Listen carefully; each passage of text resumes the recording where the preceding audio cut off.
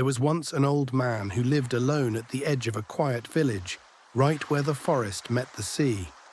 He wore a wool coat that smelled of salt and cedar, and his boots were always dusty from walking.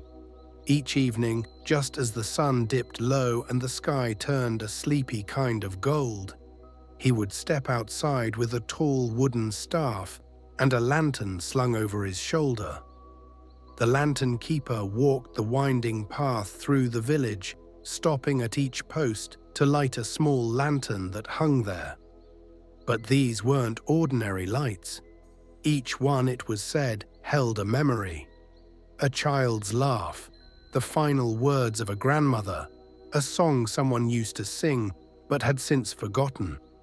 The villagers rarely spoke to the lantern keeper, not because they didn't like him, but because when he passed, something in the air grew still.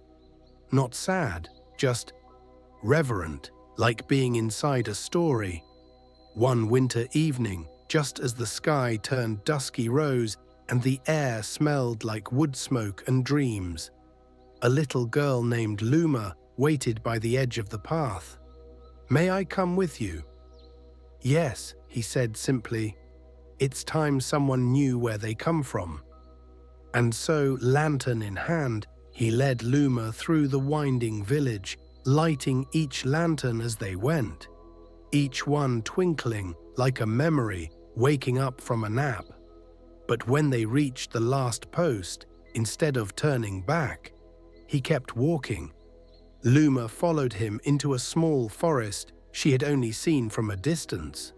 The trees here bent gently, as if they too were listening. Fireflies danced between mossy trunks, and the path glowed faintly beneath their feet. Not with firelight, but something older. "Where are we going?" "To the source," he said, voice low like the wind through pine.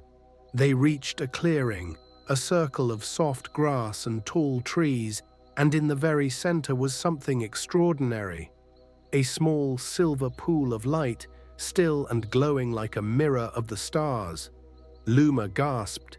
Tiny sparks lifted from the pool and floated upward, each one glowing softly, like a lantern flame in miniature. "Starlight," the lantern keeper said. "This is where they begin." "Every lantern in the village holds one," he explained.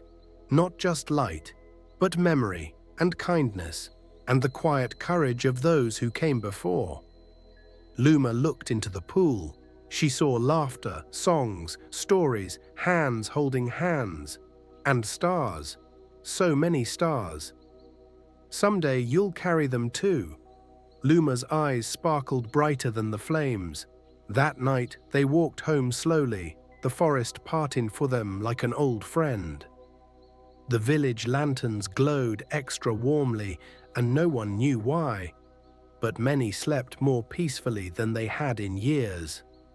And from that night on, if you listened closely in the trees just past the village, you might hear the lantern keeper and a young girl laughing softly, watching the stars rise from the earth like tiny glowing promises. The lantern keeper never disappeared. His light was never lost. He simply passed it on, like all good lights are meant to be. And if you ever feel alone in the dark, look for a lantern. There might be a memory waiting just for you.